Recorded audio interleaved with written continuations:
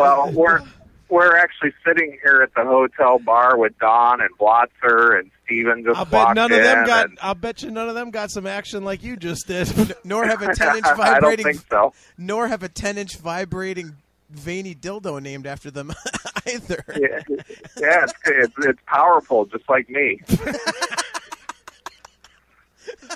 Holy shit! Oh my god! Wow! Holy cow!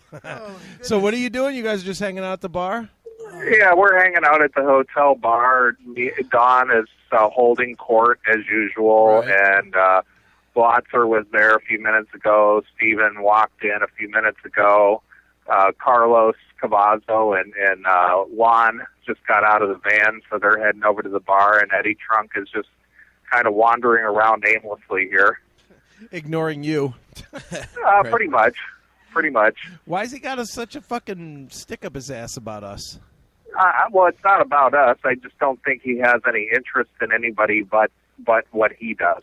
Yeah, well, there's probably truth to that. The guy is a I don't think it has anything specifically to do with us. It's just that I'm just not interested in what other people do. Right. Look at me, motherfucker, not yourself. Well, he was handing out little leaflets about his upcoming book. He has a book? And he's got a second book coming out. In fact, I got the leaflet in my back pocket here. It's Eddie Trunk's Essential Hard Rock and Heavy Metal, Volume 2.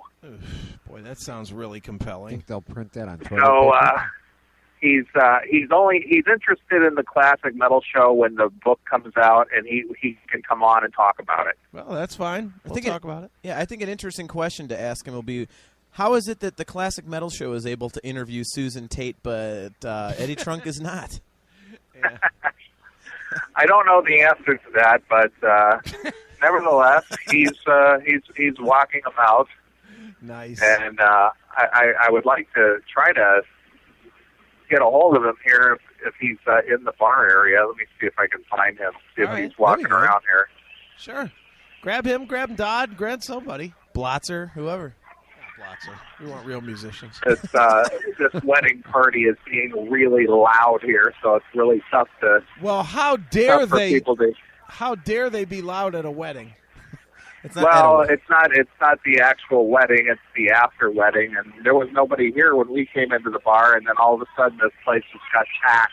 Well, with people. Well, they heard you were going to be there. They knew the host of the Classic Metal Show was there. Well, the funny thing is that because we're sitting here with Don, and I'm dressed in my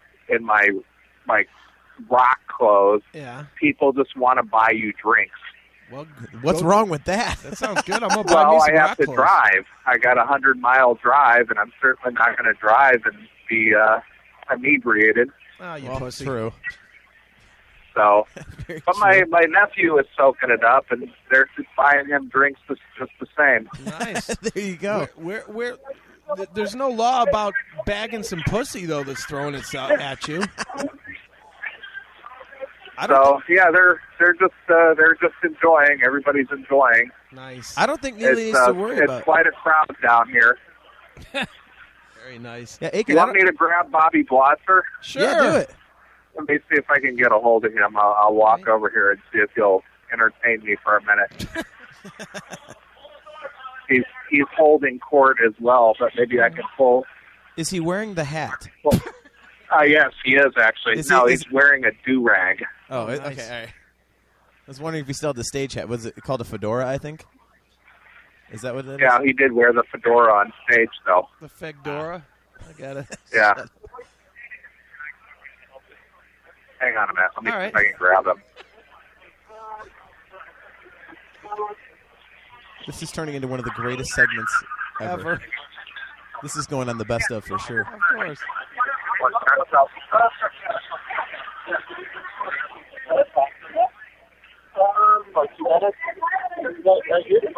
He's right here. Yes, what's up? What's up, Bobby? How are you, man? I'm all right. Just decompressing it. Yeah. I hear you, man. So you lived through a plane problem, huh? I was just telling some friends about this story, which I've probably told about 20 times today. Sure. But I'm just glad to be here to tell it because it was nutty. What's up? So were you guys actually scared, or did you not know what was going scared? on? Are you kidding me? Hold on. Me and my manager, Rob, are going to shoot a successful life that we're getting to enjoy. Hold on a second. I'm doing a shot attack here. Nice. Here's the safety. Come on. Here's to working airplanes. Oh, woo! That's Trump. Nice. So But what? yeah, So what happened, It was dude? very enlightening, to say the least. It was unbelievable. Nice. So And I mean, it's just, I don't even know what to say. It's just, I saw it unfold before my seat and perspective was more than anybody's, you know, and I saw it, what happened when the smoke was coming out of the floor. Saw the pilot jump up in sheer fucking horror. And that's when I was like, oh my God, this is real. And this is unbelievable. And I could smell burning wires, and it was crazy, you know. So when your life flashed in front of your eyes, did you regret the Jizzy era?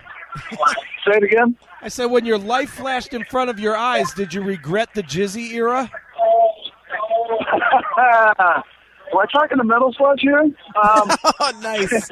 I love Jizzy. I know. I have a lot more regrets than that, but not that that's a regret, mind you. But no, there was a lot of thinking that was going on for sure when that was going on. Sure, man. Well, What is this? Is this a radio station? Who's on? Who is it? That's a Metal Show?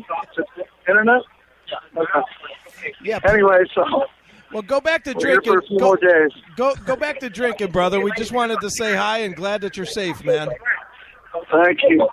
It's this story will be told somewhere. So Oh, I I'm mean, sure. everybody's still talking about it. It's one of those things that you just can't stop talking about because it was very. It could have been something greatly, you know. I don't know. I try not to think of what the downside could have been, but pilots were great. And we're off, and everything's good. So nice talking to you. Take care. All right, brother. And Rat and roll. All right, bro. Rat and roll. All right, there you go. All right, there we go. Bobby Blotzer checking in. And me pissing him off. Right?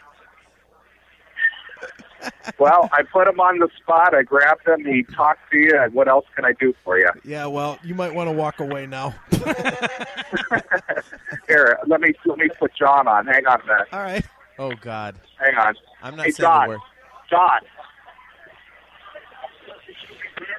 Here. This is where I don't speak. He's everybody's talking about wine here. Oh, nice. Are they talking about insomnia wine? I'm going to ask. So it's quite a party. Well, cool. Well, go back to it, dude. We were just... Susan wanted to speak to you. Hey, I hang wasn't on. trying I'm going to throw John on real quick. All right.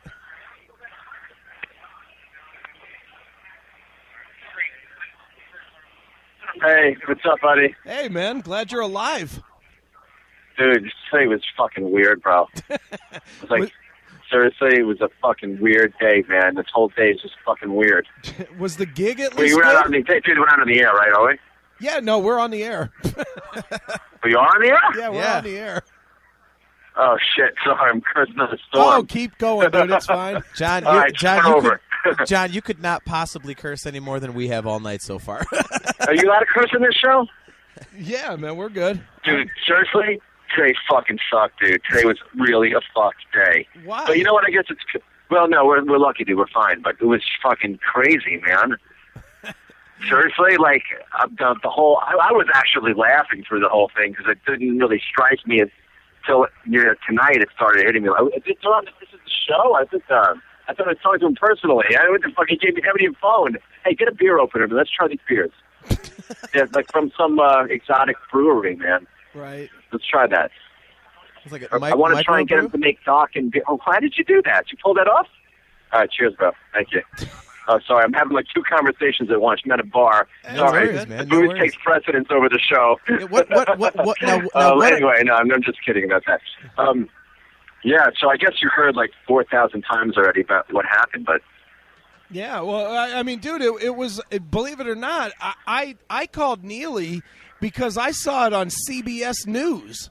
You know, it was on like CBS News that Ratt and Dokken involved in plane, whatever. I was like, holy fuck. Dude, I have a lot of it on video. Well, here's my little take of what happened with this? Yeah, absolutely. And you know me, man, I can make coffee nervous. Right. Nice. I was sitting, there's like two sort of sections in this plane, it's a private plane. Yeah. And there's like 4 seats, 2 facing each other in the front, right? Right. And then behind those is a table. There's 4 more facing each other with a table and then a couch on the side. Sure. And I was sitting facing in one of the seats facing the back of the plane, Okay.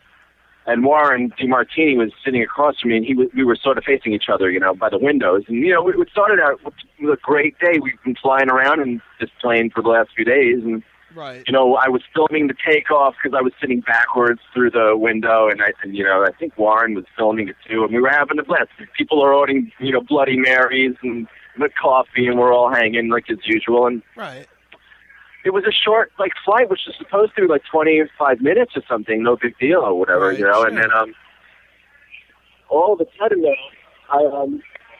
we were having a blast. I turned around, and my childhood best friend, Rob Hoffman, who manages Ratt, was also on the plane. He was sitting closer to the cockpit than I was. And there was 2 people sitting in jump seats in the galley, which was Dave, our tour manager, and the flight attendant. So I turned around, and I saw Robbie looking very panicky, and he doesn't scare easily either, right. Sure. So I turned around, and I looked at him, I'm like, what's wrong? Dude, what's wrong? What's wrong? And, he said, I heard some commotion, like there was some problem. And then nothing registered really with me because we were also having a good time. And then I turned over to Don, and listen, man, I can't tell you how many hundreds of times I've flown. This business sure. I'm in, man. We're right. in. We fly, tons of flights. Right. And we've had our share of scares, too. I mean, there was a time where a stewardess hit the 777, the ceiling, because we hit such a bad turbulence, and the cart flew up, and there's been a bunch of aborted landings and whatever. And, Don is always the person who sort of laughs through it, and, he never really gets shaken at all by it. Right. And I turn over, and I saw the most frightened look on his face since I've known him in my life. Wow. And once I saw that, that's when I got shaken up a little bit. That's when all of a sudden it said to me, uh-oh, something's really fucking wrong here. Right. So then I turned around to Rob, and I'm like, dude, what's going on? He's like, smoke in the cockpit. There's smoke. So apparently, smoke was coming out of the cockpit. Right. And then next thing, I heard the breathing apparatus on the pilots. Like, you can hear, that Darth Vader breathing sound. And they didn't even say anything to us. But next thing I knew, we were doing a fucking hardcore about bass, man. Oh, jeez. Wow. And then for the next, seriously, for the next 10 minutes, man, it was just each second on that plane, man, was like a freaking minute. Right. So, I mean, from what I heard from Robbie, who was sitting in the front, what happened, look, I spoke to the pilot after this, and we had an electrical fire, Right. So you got down, I mean, how was the landing and whatnot? Was it an easy landing? Was it? No, the landing was fine, but what happened then? There was fire trucks and all that on the tarmac. But when I got out of the plane, here's when it really struck me what happened. Yeah. The pilot came in. I said, "Hey, man, was that serious? What happened?" He said, "We had an electrical fire." I'm like, "Really?" I'm like, how bad is that?" He said, and he goes to me, "Many a plane have gone down because of this." Holy shit! And that's when I was like, "Oh my God, we had a fucking really serious close call here." So Wow. Where does that leave you now, man? Are you comfortable getting on the plane, tomorrow or whenever to fly back home? Yeah, totally. No big deal. Let's go. Sure. Come on, man. Sure, they got to go on. Right, I hear you, man. So what was the energy of you guys on stage? Was it good? Was it shaking Tonight, up? What was it? For me, it was weird. I felt weird. All right. I felt weird, to be quite honest. It feels like, who knows what could have happened today if things would have been different, A lot of things could have happened when that deal went down. I mean, anything. Look, when there's a fire, I think the worst possible thing I could imagine if I was a pilot, what I'd want to hear is fire on the airplane. Right. Definitely. Yeah. I mean, dude, when I saw it on the news, I immediately emailed Neeley. I was like, have you heard from the band? Because I didn't know if he had heard about it. I didn't know how. I guess it was probably an hour or two after you guys were already down. But the news was reporting like you guys were in the air. It was like, what the fuck? Oh, really? It was that quick? Dude, it was like on CBS. It said, Dokken. The initial story I saw was not that you had to turn around. It was that you were turning around because of a fire. And I was like, what the fuck? Listen, man, Rob Hoffman told me, like, he said to me, had I been sitting where he was, there'd have been a death in the plane because I would have had a heart attack. Because he said the smoke was, billowing out of the cockpit, and he said he saw the most, like, frantic look on the pilot's face. Like, the cockpit door opened, a bunch of smoke came out, and the guy whipped off this gas mask, and the pilot was starting pulling out modules from, like, the underneath by the galley to see where the fire was coming from. Jesus, man. And then they didn't even say anything to us. I mean, listen, and this stewardess that was on the plane, I mean, she was sort of pale to begin with, but when we got off that plane, man, I got to tell you, she looked like she got all the blood sucked out of her by Tom Cruise in that vampire movie. Hey, John, I got a question for you. This is Chris's buddy, this is Chris's buddy, John. Hey, John. Hey, nice to meet you, man. When you guys started seeing the smoke, how long were you actually in the air between the time when you realized something was wrong and before you guys touched down? Well, I think we were in the air maybe for like 10 or 15 minutes tops. The whole flight was only going to be like 25, 30 minutes. I mean, it was a short flight. I'd say we were in the air maybe for 15 minutes when that happened. And the mood of the plane was just great. I mean, we were all having a blast. Think about it. You got two rock bands, a bunch of booze on an airplane. Right. Hello. And then, this thing had to come and kill the whole vibe. But buzzkill. What can I tell you, man? Anyway. But it did sound like, hi, my name's Kurt, by the way. It did sound like that nobody lost their cool. Is that true? Yeah, I think, the majority of us were all in like the equivalent of the back of the bus lounge. You know what I mean? Yeah. Right.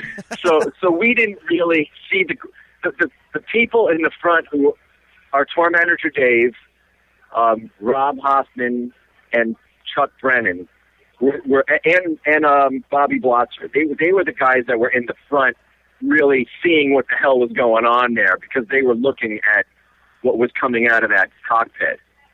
Whereas the rest of us were either, in the back or looking towards the back or sort of on the side. We didn't have the same view. Don caught a view of it from his angle where he was, and that's why I saw that look on his face that I've never seen before. So John, when you first realized that it was bad, did you wish that you would have stayed with Doro? Nice. That's funny, man. Damn. All right, man, go back to drinking. All right, but yeah, it's time. Here you go, man. Here's Neeley. All right, bro. See you guys. All right, bro. Later. All right, there you go. Rockstar galore. There we go. We got them all. Awesome. Look at that. We got great interviews, and Neeley got a sexual hookup from Susan Tate.